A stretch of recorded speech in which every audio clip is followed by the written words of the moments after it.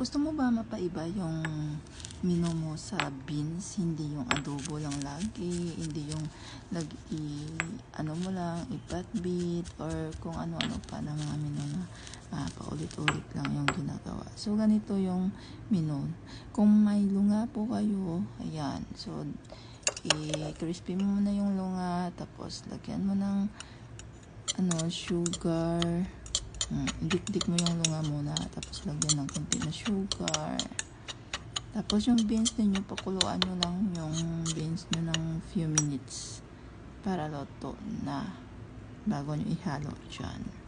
So, ganyan lang kasimple magluto ng beans. Ayan. So, lagyan nyo yung lunga. Tapos halo-haloin na nyo yung beans dyan sa sauce na yan. O, diba? Masarap. Lods. Try mo na. Kasi, minsan mo lang yan matikman. Ayun. So, yummy and good morning, everyone. Follow for more and more engagement, guys. Bakas-bakas lang para makarami tayo.